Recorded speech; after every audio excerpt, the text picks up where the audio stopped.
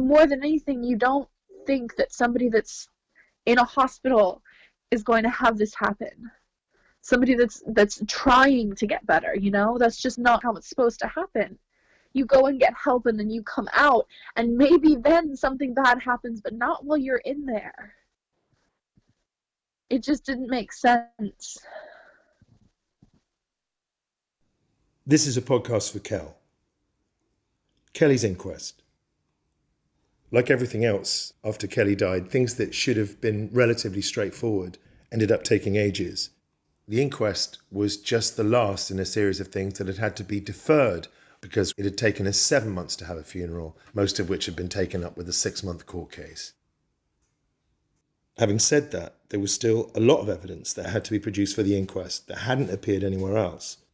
And over the summer and autumn of 2018, Grandma Della and I had already attended 2 pre-inquest hearings, which were essentially housekeeping in preparation for the main event, ensuring that all of the documents that we'd need from all the different sources was properly identified and delivered on time. The purpose of the inquest was to establish the cause of Kelly's death and what had happened to her in the days and hours leading up to it. Given the way that Kel had been found, with her laptop cord around her neck, the cause of death might seem obvious, but in fact the coroner had 3 potential verdicts open to her. Suicide, which meant that Kel's death had come about because she'd intended to end her life. Open, meaning that the cause of death couldn't be clearly identified, which itself, of course, might lead to further investigation and more questions. Or death by misadventure. In this scenario, Kel had died because something had gone wrong or got out of hand, but not necessarily because she intended to kill herself. Going into the inquest, the biggest questions to answer were for the Nightingale. How is it possible that someone could take their life in a mental health hospital? Isn't that the whole point of being in a mental health hospital? Of concern here, a few months earlier, another young woman, a sculptor, had suffocated herself in one of their rooms in circumstances not entirely dissimilar to Kel's. What was going on? A flurry of statements and reports came in now on the medical side of the case. Kelly's GP records, the post-mortem and toxicology reports, statements from Kel's psychiatrist and psychologist who'd been treating her for nearly a year, the nurses and doctors who'd attended to her on the ground during her last 3 weeks, and an internal report, an investigation that the hospital had conducted into its own procedures in the wake of Kel's death.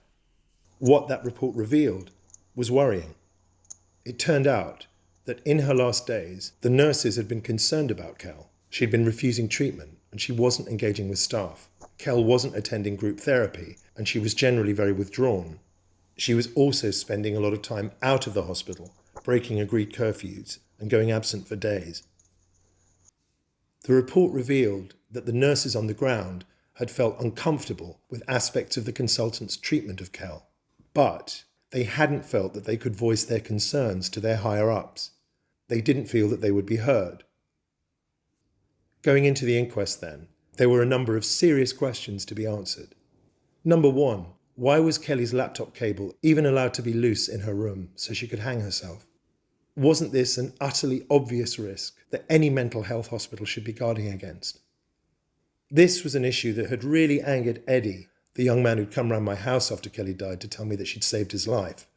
A few years previously, Eddie had spent a few months himself in an adolescent mental health unit, and he distinctly remembers the policies that they had.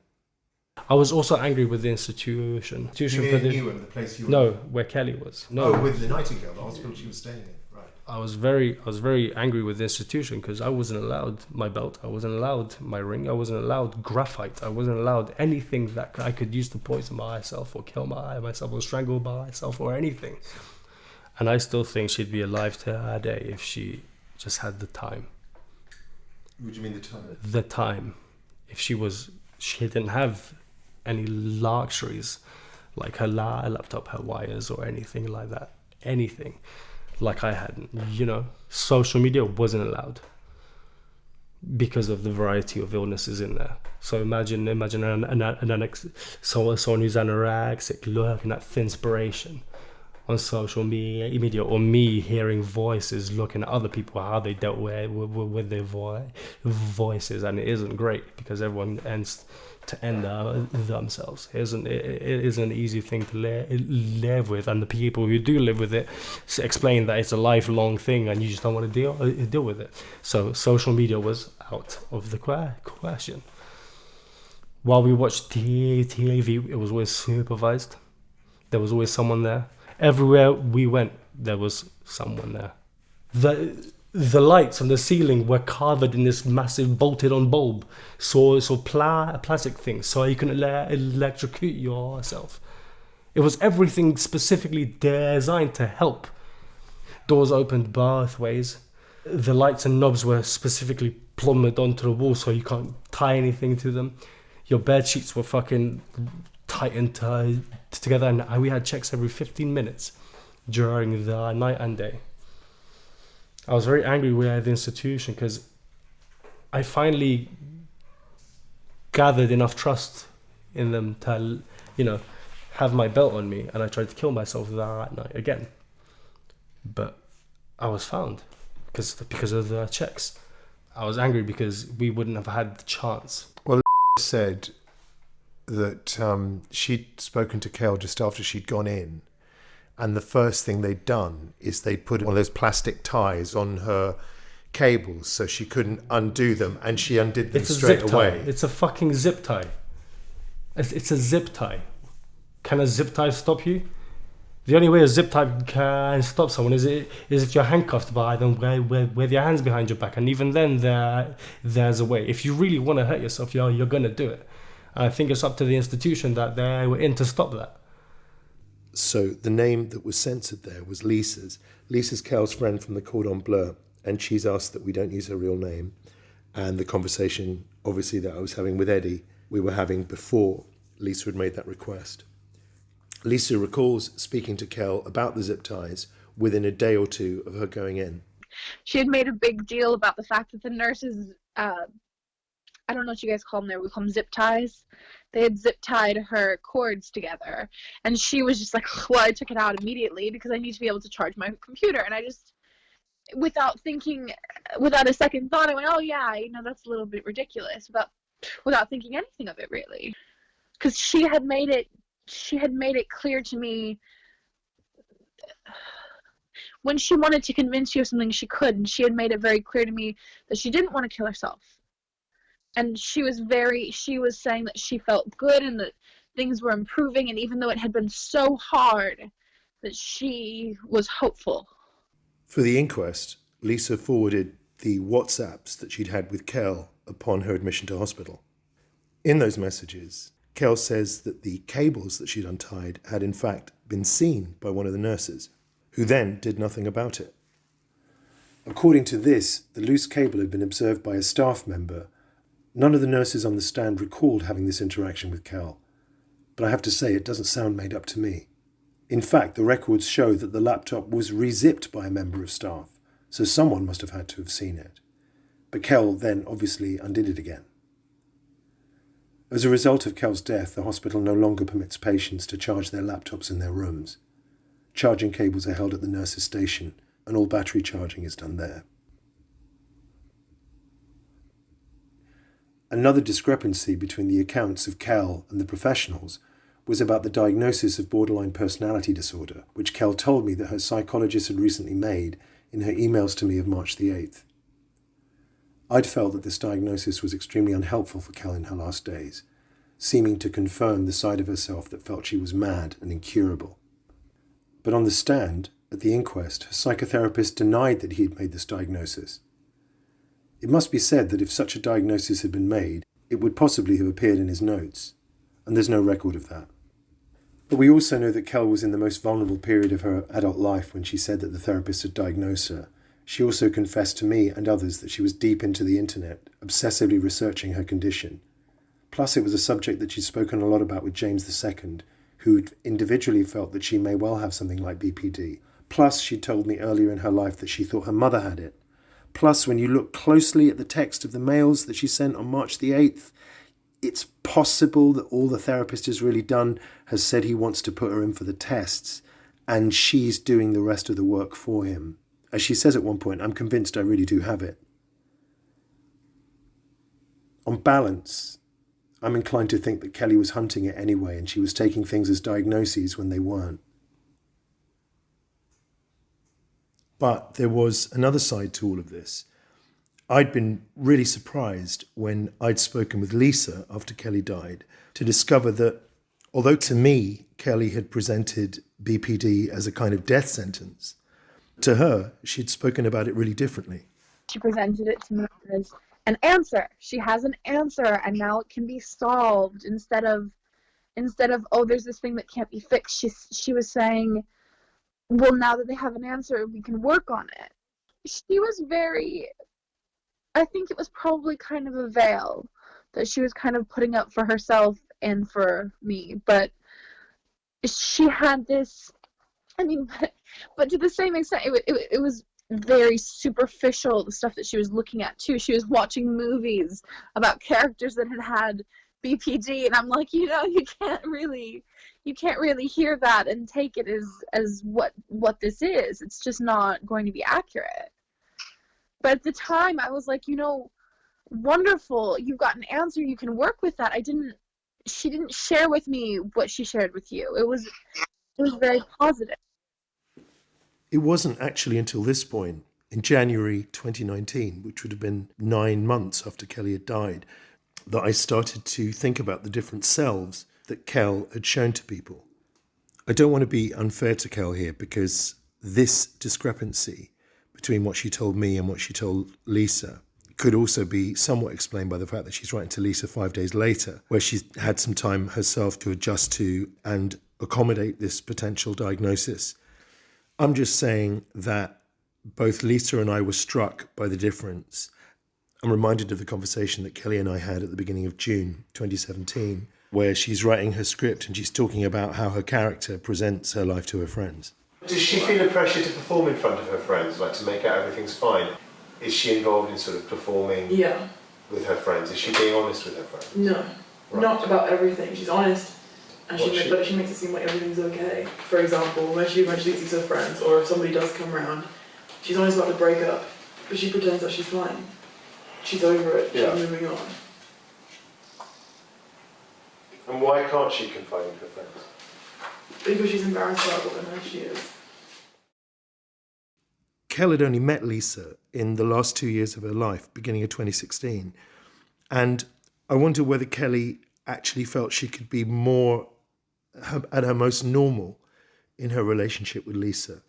I think what I mean by that is, for example, the fact that Lisa had no idea how turbulent Kel's family background had been until about a year into their friendship, when Kelly writes to her all about it on WhatsApp. Some of those exchanges are on the correspondence video 4A.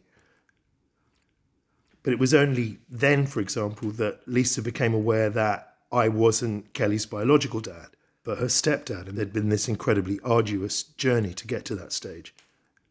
Even within that, there are ways that Kelly refers to me which seem, I don't know, that stuff that she does with Lisa, where she's referring to herself as daddy's little princess. I mean, she's playing about with it, but she also has an investment in the idea. And I'm obviously touched by it, and I love that she felt secure enough to, allow that side of her out. But it seems to me that it's just a slightly different Kel. That question of who Kelly allowed herself to be with different people is a really important one. And maybe I'm slightly misplacing it by asking it here. But that's such a live question, as you're going to hear. What she let out, and to who she let it out, and why. However, there was another discrepancy between Kelly's WhatsApp evidence and her therapist testimony. This was something that on the day passed without much notice, but on reflection, I think it's crucial.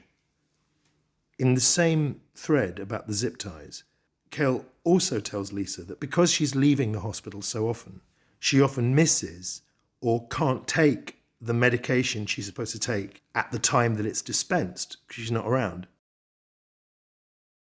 I legit have some medication hidden, she says. There's one I'm supposed to take 3 times a day, and if I go out, I miss my 3rd dose.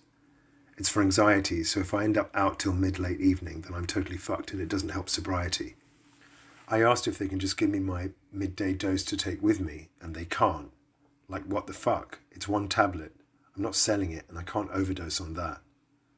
And it's not a controlled drug because I understand that there are laws re nurses and those things. My therapist wrote me a secret mini-script, and I just keep the tablets hidden because he understands. There's a controlled drug that he said I should take if I think I need it to reduce anxiety in the evening, and he just said not to bother mentioning it. He knew I had some at home. Just hide it. The therapist also denied this when it was put to him on the stand. Again, there's no way to corroborate either story, but I 100% believe Kel. I think the therapist has to deny this on the stand because it gets him into trouble. Since recording that piece of narration, I've seen more evidence about Kel's relationship with her psychologist. I use the term psychologist and therapist interchangeably here because he's identified as her psychologist, but to all intents and purposes, he's her therapist. And perhaps my confusion about the terminology is that this quote-unquote therapist seems to have the power to write prescriptions. By all means, fill me in the comments. Anyway, Romina has shared her WhatsApps with Kel, and we see in those that on the 21st of March 2018, which is right in the middle of the strongest period of Kelly's recovery in the Nightingale, she's talking about her plans to attend festivals and about how her therapist is giving her advice on how to rebalance her medication so that she won't need to take MDMA or coke or anything like that. And according to this, he's prescribed some short-acting dexamphetamine, which she says is just to facilitate her social life.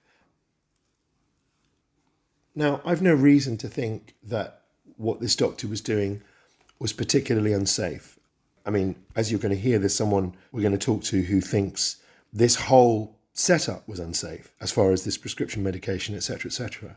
But within that frame, I don't think this doctor was being reckless. I think he was trying to be helpful. But this exchange corroborates the dynamic, the relationship with her therapist that she talks about to Lisa in the WhatsApps when she's talking about the therapist giving her a bit of extra medication. I mean, of course she's telling the truth. Why make any of that up? And I understand I might be accused here of projecting because I can see it. I can see it. Her doctor having the same kind of, I'll bend the rules for you because you're smart and have self-awareness kind of relationship that so many of us had with her, putting our faith in her cogence and her insight. Which brings us to the main care decision that was made that I believe quite likely ended up costing Kel her life. And this was the decision made by her psychiatrist, who'd already been treating her for nearly a year, to, at Kel's request, take her off hourly overnight observations. Now, I just want to be clear that when I'm talking about Kel's psychiatrist, I'm not talking about her therapist/psychologist. That was a different relationship. Kel was seeing 2 professionals for nearly the last year of her life. This is the psychiatrist. Hourly or half-hourly patient checks are standard procedure for anyone who's on a mental health ward. Yet, despite the misgivings of nurses on the ground and going directly against the hospital's policy, her psychiatrist took her off hourly observations between 10 at night and 7 in the morning. And it was somewhere in that time, on the morning of Saturday, April the 7th, that Kelly killed herself. Do you know, I mean, you know that she had an agreement in place that she had with her consulting psychiatrist. That's called being cunning. When you want to hurt yourself, you don't trust the patient. I remember making a cup of water with a load of lead. Shut openings. Easy as that. And they clocked on. When you want to hurt yourself, the psychiatrists, the nurses are not to trust you. And I think they trust her because she's such a... You know what I mean? Because she's such a what? She's friendly, she has an innocence to her. She had a cut through it intelligence. Cunning. She had a way of sounding competent it may sound harsh, and practical. It may sound harsh because she was already set on her goal. All of those reports from psychologists and psychiatrists at the end, when she's at the hospital, say that they think she's low risk and she's not a threat to herself. Then the patient was a very smart patient, because you become an inpatient because your risk, either high risk or low risk, you have to be precautious. This is what I couldn't understand leading up to the inquest. Kel had voiced suicidal ideations to me on March the 8th. It was why I was so worried that she'd get treatment and was so relieved once she'd admitted herself to the hospital. This was the reason that she'd checked in. She'd also threatened it twice in the last month of her life to James II, and then she told her friend Christina, once she was in the Nightingale, that she'd twice tried to kill herself. Why did her doctors, who'd been seeing her for a year, not treat her as a suicide risk? The answer was because she didn't tell them. Now we were at the inquest, and we had access to all of her records and the notes that her doctors had been taking. To them, she denies constantly presence of suicidal thoughts or plans. And right up until the end of her life, they believe her. Her psychiatrist, Dr. Bider, who'd been treating her for the last 10 months, is also the consultant who visits her at the hospital. He wrote an admission letter for the hospital on March the 9th. Although there is history of deliberate self-harm in the past and attempts on her life, I do not understand the patient to have engaged in suicidal behaviour in the past couple of years. Yet the day before she'd written to me about trying it 5 or 6 times in the last few months. Yet in all of her sessions with her therapist and psychiatrist, she denies it. On the 15th of March, she's been in hospital now for 4 days. The consultant notes that she's speaking positively about her future relationship and career possibilities. Sleep is better, no thoughts of DSH. Insightful, low acute risk to self or others. Can have unescorted leave off the ward daily till 11 p.m, provided she lets nursing staff know where she is, what she's up to, broadly speaking, and remains contactable, provided there are no concerns on the part of ward staff. I authorise for there to be no observations at night time from 10 p.m. until 7 a.m, as this is not necessary at this juncture, and it is disturbing her. However, a discrepancy emerges almost straight away between the reports of her consultant and the notes of the nursing staff and ward doctors who are on there all the time and who are describing her as withdrawn and unapproachable. They can't get a read on her. Staff nurse Judy Thomas said, "It was difficult because she didn't want to engage. She only answered with yes, no, or a nod.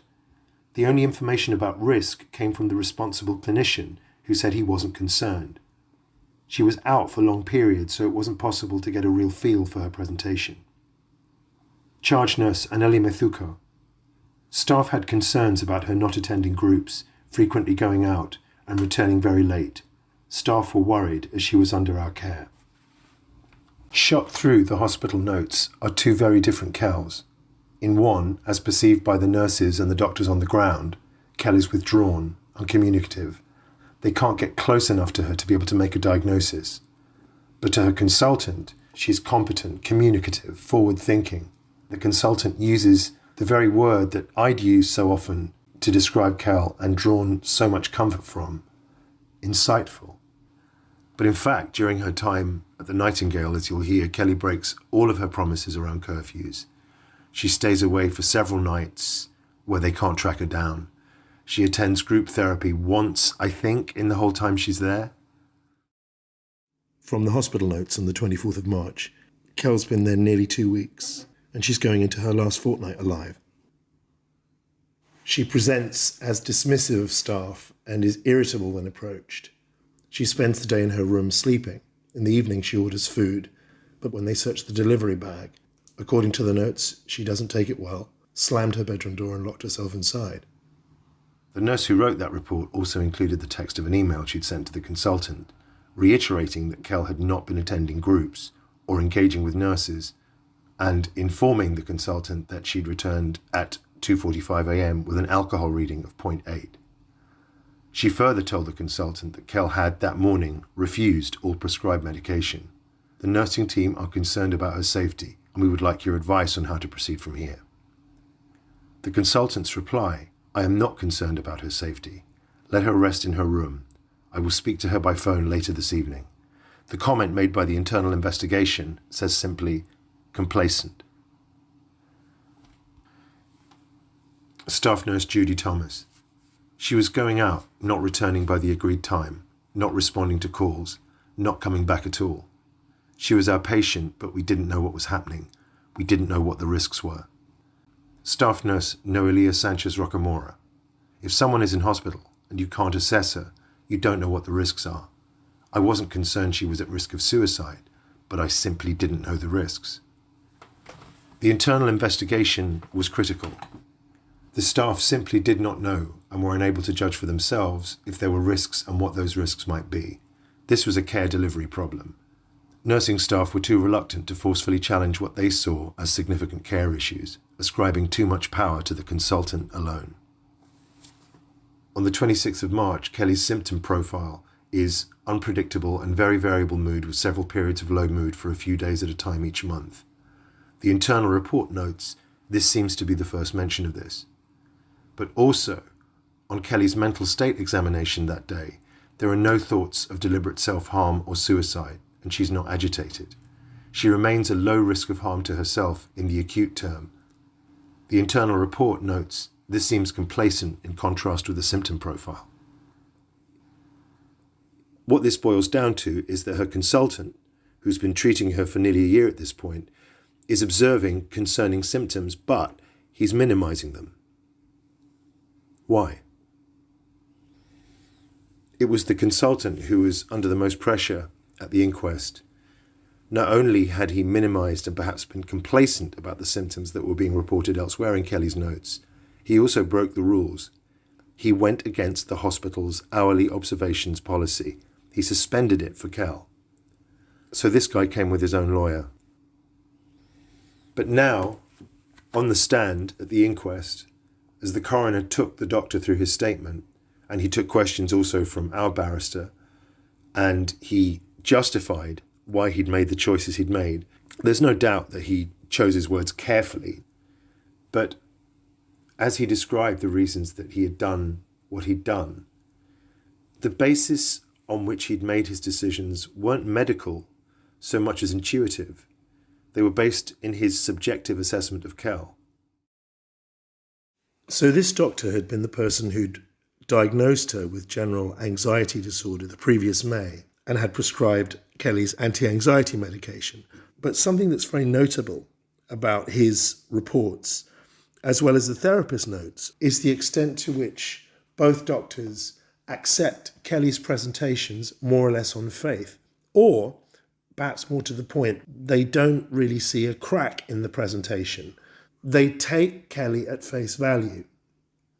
In the case of the psychiatrist who cancels the overnight observations, he clearly felt that it would be of better therapeutic value for Kelly if she had as much control over her care as possible. I mean, look, you can't ignore the fact that Kelly put herself in there. She wasn't detained under the Mental Health Act, right? She was there voluntarily. There's no point on any of the records from anyone who speaks to her in her last year, whether it's an admitting nurse or a psychiatrist or a psychotherapist or the relief consultant or the nurses on the ground. None of them question her mental capacity, her ability to make decisions for herself. Her consultant judged that she was in trouble, but he was persuaded by her presentation. He saw, rightly, the signs of progress and maturity, and he trusted in Kel because of her ability to reflect. I have to say, listening to that doctor in the witness box go through the details of Kelly's last few weeks, I'd have done exactly the same thing. And you might say, well, so what? He's the doctor. He should know more. Surely these people have more experience of the tactics, the evasions of suicidal people. I mean, the problem is she had the fucking psychiatrist doing the same dance with her, that her therapist was doing, that I was doing, that everybody was doing. I don't know, because maybe I let him off because I feel guilty that he made the same mistake I did. Maybe. But his face when they read out the emails that Kelly had sent to me on March the 8th, where she's talking about practicing strangulation 5 or 6 times in the previous couple of months. I mean, he didn't know. He was shocked. He seemed not to have thought at all that this was Kelly's state of mind when he'd been seeing her over that period. He didn't know. Should he have known? He, of anyone, should know the mindset of the suicidal. Surely, if not him, who? I mean, I can't tell. I mean, the further you go into it, when I look at all of the reading I did after Kel died about suicide, and I looked into it, I don't mean to be too reductive about it because it's serious work, but there's no definitive answer there, of course. It all comes down to, well, it could be genes and or the environment that they're brought up in. And it all depends on the patient. I mean, when you go on Dr. Bider's website and you look at the way that he works, it's all about building up the relationship with the patient and building up trust, finding interventions that are specific and right for that individual. i.e., it's not really hard science at this point. It's pretty nebulous. Sharpen your instincts up for people, develop a relationship, and then try and medicate that. I don't know. Because I know what Kelly was like, and I know how persuasive she could be. I mean, I don't know whether this doctor should have known more. I can't tell.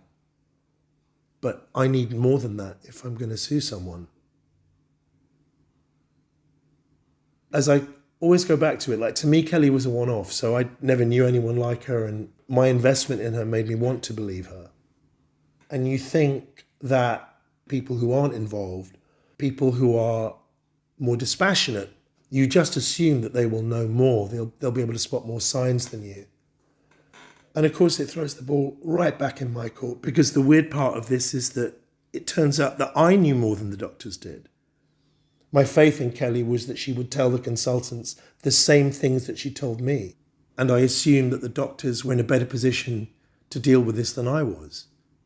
But it turns out they didn't. They didn't know any more than I did. And they didn't really have any better strategies for dealing with it than I did. She's completely isolated from the staff while she's there. She doesn't want to talk to anybody. She talks to who she has to talk to in order to get the results she wants. But she clearly doesn't feel that the nurses and the staff on the ground can offer her any meaningful therapeutic interaction at all.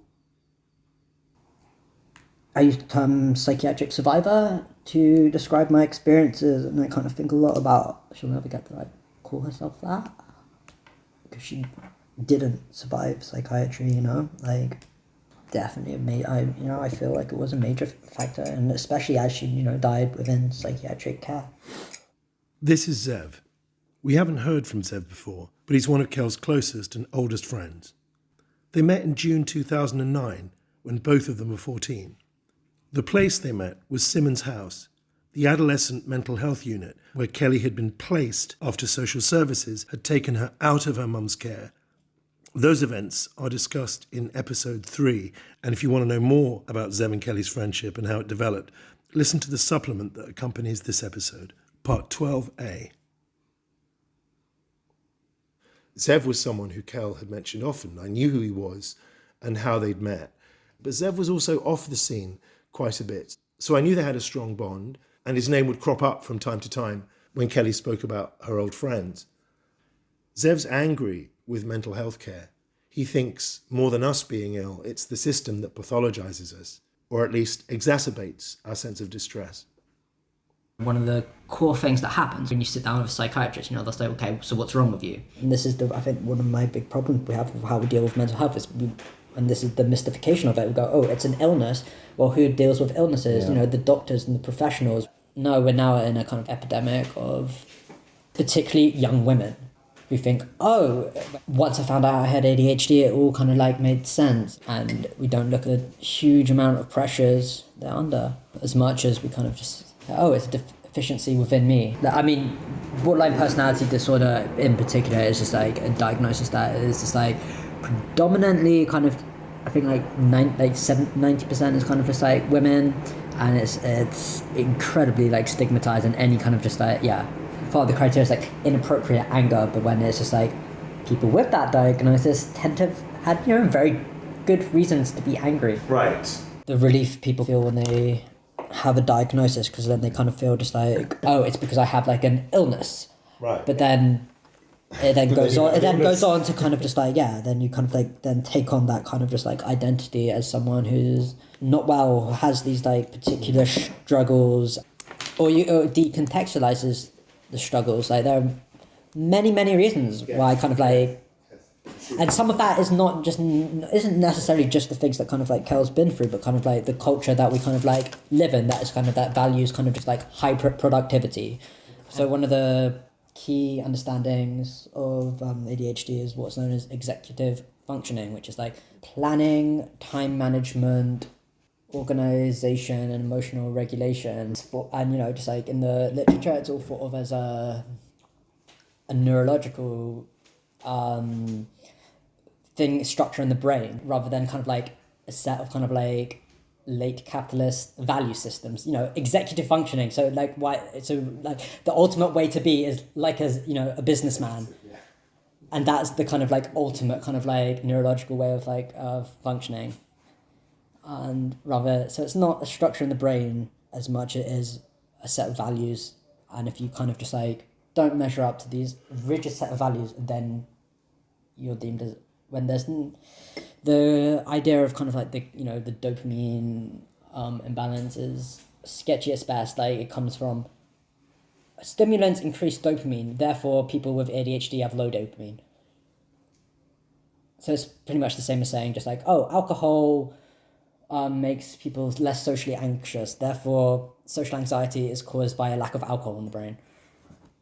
It's the same logic. So when you can't measure up to all that stuff, and then you kind of feel, well, what's wrong with me? And then, you know, a doctor would be like, oh, you have like ADHD. And you go, oh, so it's not. So then we get rid of that problem that is like, we have the demands of life under this kind of like neoliberal capitalism are kind of like unsustainable. But then when the more people who go, oh, well, no, it's not that, it's me. I have a deficiency that kind of just like, you know, I have a chemical imbalance. And then they cause kind of just like more problems, and you have more pills, and it's... Doesn't the ability to recognise common symptoms allow us to, in a way, normalise behaviours and go, hang on, maybe it's not so out there, or it's not so strange, or we can negotiate with it? Yeah, and it's a circular argument. So it'd be like, say, just like, you have unstable relationships. Why is that? Oh, because I'm borderline. How do you know I'm borderline? Because I have unstable relationships. And the medicalising of distress is something that is dangerous and used to kind of just like really just like invalidate people, but a lot of people see it as a kind of just like explanation, but it doesn't really explain very much. Zev says a lot of things there that chime with both Kel's presentation and the way that other people understood her. For example, Romina and I both individually, separately felt in 2017 and 2018 that Kelly was hunting a diagnosis. That idea is also echoed by Lisa when she talks about the time Kelly tells her she has BPD. Her sense is that Kelly's relieved about it, that categorizing it as BPD means that she has some answer. And I think there's an element of that in the conversation that we hear in part 9, where Kelly's talking about having ADHD, and she seems almost pleased to have it. Again, it's something to work with. But actually reading about it and listening to my doctor talk about it and stuff, seriously, I think everyone needs to just go to therapy. So imagine this was found earlier and like, you know, develop coping strategies, we're on the right medication and things. It seems crazy. When Zev came over to record a conversation for this, the way we did it was we listened to the later episodes where Kelly's talking about her depression and the medication, basically how she was dealing with her last year. And Zev listened to the entirety of the conversation we've just heard, and he had this to say. It's difficult to kind of just like hear, but you do hear that kind of just like hope. You kind of what I hear is just like someone trying to make sense of their experiences and how they go about in the world. You know, what diagnosis kind of like does for people, but I think it does that at the cost of kind of just like decontextualizing their history, their kind of just like the cultural, just individual, you know. You can kind of hear that in that conversation, that it just like, it all becomes an individual kind of just like problem. But the problem is that in all of these configurations, wherever, you know, Kelly even felt that the source of her problems weren't necessarily generated by her.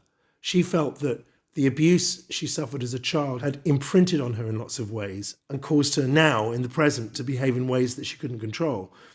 She had complexes about her weight, her appearance, that she might not be bright enough or good enough.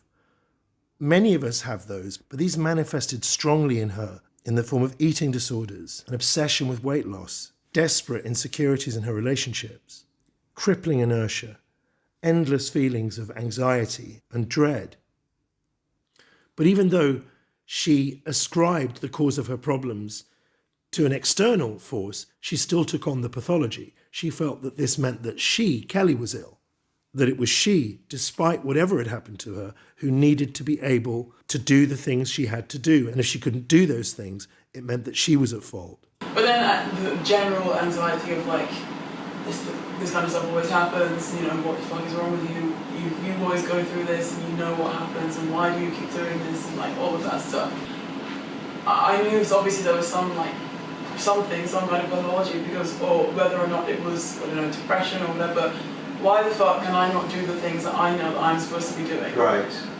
Kel would say that the framework for her having all of these complexes and neuroses was set by her mother's regime of verbal and psychological abuse. But regardless, all the mother is doing is weaponizing things that are already out there. Societal pressures. The mother transmits it to the daughter absorbs it. But there's plenty of reinforcement of that idea all around, that you're stupid, fat, ugly, whatever it is. You've got to look a certain way, you've got to seem a certain way, you've got to have certain things, you've got to live a certain kind of life. Obviously, the way those things exist, that's not all a person is. Kelly valued love and honesty and respect. Those things were more important to her. It wasn't like she'd sold her soul for the money, the need for status, for position. She was able to differentiate right from wrong and value that over the other things. But that ideology around achievement and success was powerful with her. She held herself to that standard and punished herself for not meeting it.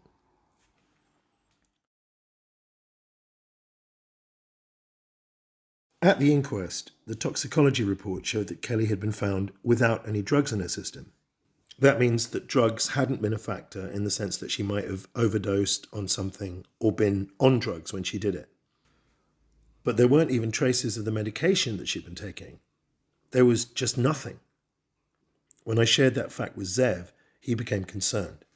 But I don't think she had anything to drink at the very least in her last week.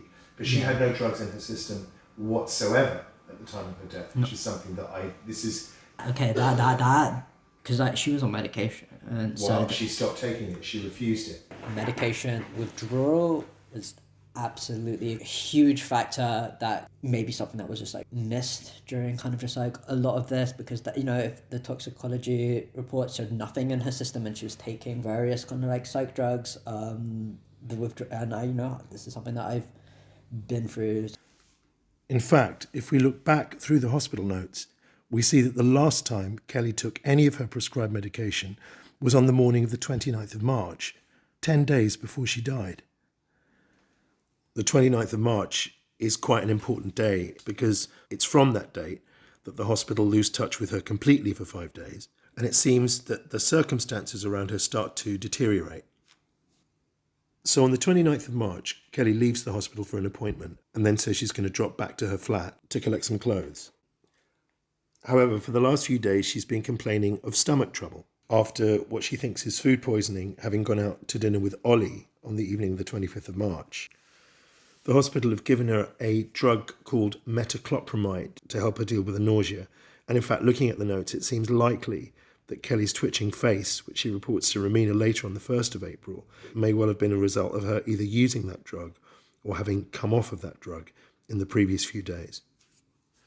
So she's complaining of stomach trouble for a couple of days, and that develops on the 29th of March. Because when she's out of the hospital, she calls to report that she's feeling gassy and bloated. Later on that evening, they call her and she's in bed at home, and she says she's feeling too unwell to return to the hospital. But now there's this 5-night period where she's away from the hospital. And as you'll hear, the hospital now get very concerned about where she might be, what she might be doing. They can't track her down. And then when she does come back to hospital on the 4th of April, she is worryingly withdrawn. She's not having any interactions with anybody. She's continuing to refuse her medication. And those hospital notes from then on are hard to read because you know what's coming and they read like she's slipping away. And of course, 3 days after her return to hospital is when she dies. So to be clear, without the consent of her doctors and without any plan on how to withdraw from medication, no measures taken to alleviate the effects of that withdrawal, Kelly stops taking it all, stone dead, on the morning of the 29th of March. Now, this is something that a few months previously Kelly had told me was a dangerous thing to do. As well, people were just buying pregabalin, taking way too much. And I know also pregabalin is a medication that, well, I was warned because the weekend before last, I went to a festival and when my pregabalin makes me quite tired. I didn't take it, and also because I don't want to be sort of like falling asleep. I stopped taking it for like a couple of days, and whenever I was on MDMA and all those things, and he goes, "Don't do that, because if you suddenly stop taking it, you can have seizures." The question then is, to what extent was Kelly manifesting symptoms of drug withdrawal in her last few days, and could this have been the thing that pushed her over? Kelly was on pregabalin, her anti-anxiety medication, and Elvans, which I may be mispronouncing, which was for her ADHD. And on the 26th of March, 3 days before she goes missing from hospital, there's some discussion about how the pregabalin is no longer working on her. Her consultant prescribes lamotrigine, which is a mood stabilizer rather than an antidepressant, because he says he doesn't feel that Kelly's describing being clinically depressed. And that's certainly in line with the reports that she's been giving everybody for the last 5 days. And a low dose is prescribed at first. The idea is that they'll build it up over the next couple of weeks to see what effect it has. However, that all stops on March the 29th. Zev spoke about a nightmarish time in his life when he was withdrawing from medication, one of the drugs he was on being pregabalin. When I was in treatment, they took me off it in just like 3 weeks, and I was also getting off of Valium and painkillers, but I had absolutely horrific. I was kind of just like, locked up in rehab. I had the withdrawal effect. I did not sleep for 6 weeks. I barely kind of just and I. We're talking specifically on pregabalin here, though. Yeah, I was like suicidal. I was shaking. My anxiety was kind of just like it's never been before. How quickly after stopping taking it did you start to feel those feelings? I was tapered off within 3 weeks, and the withdrawals, just like, again, I wasn't on it alone. I was also kind of like getting off of Valium. There are two quite important things to bear in mind about what Zev just said. One is that he's describing coming off pregabalin and Valium and painkillers at the same time. So that's a pretty heavy concoction, and that isn't what Kelly did. Kel came off pregabalin and Elvans, the ADHD medication. So I think it's very difficult, from what Zev just said, to attribute any one reaction he had to any single drug that he was coming off of. And Zev and Kel are also, of course, different people. Now, pregabalin has a half-life in the body of just a few hours. And when you look at the literature, the acute symptoms of pregabalin withdrawal are said to last only a couple of days. This, I think, is why, when this question was raised at the inquest about what the effects of drug withdrawal might have been on Kel's system, the doctors thought it would likely have been a negligible factor in Kel's death. But for me, there's a slight problem here. Because when you go and look at the symptoms that people commonly report when they're coming off of pregabalin, these include mood changes, depression, anxiety, insomnia, seizures, and suicidal thoughts. The symptoms, it says, of pregabalin withdrawal can vary from mild to severe based on your length of use. The literature notes, in most cases, pregabalin withdrawal is thought to be relatively mild when taken on its own. But when it's being used in conjunction with another substance, the withdrawal phase might be extremely unpleasant and in some cases, life-threatening. Residual pregabalin withdrawal symptoms can last up to several weeks.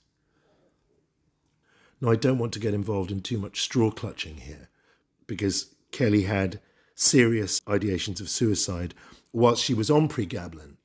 Zev also, in part of his interview, talked about how when he was on pregabalin, that led to some of the worst of his suicidal thoughts. I also attempted suicide when I was on this drug, twice. And before that, I hadn't made a suicide attempt since the one that left me in the hospital when I was 15.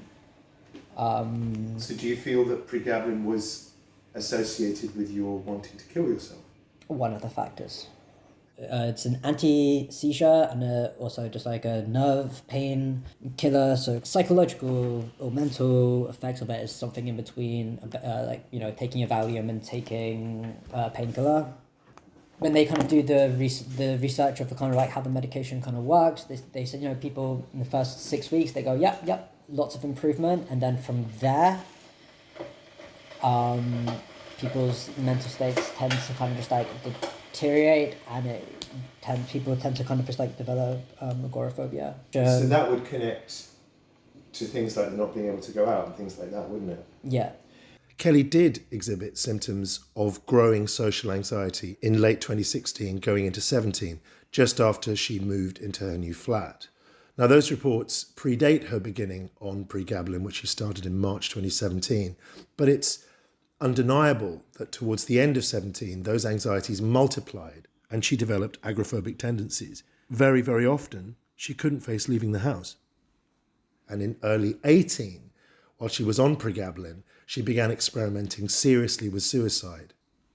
Now, this is a very speculative area to get into because there were many other factors in play for Kelly, so you can't just go, it was that. But in the interests of laying out all of the factors that might have played a part, pregabalin may have exacerbated and worsened her responses while she was on it and while she was withdrawing. So as I say, there's a danger here of going back and forth over this single factor too much. But having said that, I don't think it's entirely unreasonable to think that Kelly may have had symptoms of pregabalin withdrawal after the acute phase of a couple of days was over, especially given that at the time she stopped taking it, Kel had been reliant on that medication for about a year. I mean, did the gastroenteritis distract from her withdrawal from medication or make it worse? Obviously, we can't know. But this is the problem going into Kel's final week. There are a number of unusual physical factors at play. She's got gastroenteritis, she may not be eating properly, and she's withdrawing from medication that she's been dependent on for a year. And no matter how much we talk about the psychological factors, the emotional factors that were dragging her down, there are also these things. In the next edition, the coroner reaches a verdict, and we examine the mysteries surrounding the last few days of Kelly's life. This is a podcast for Kel.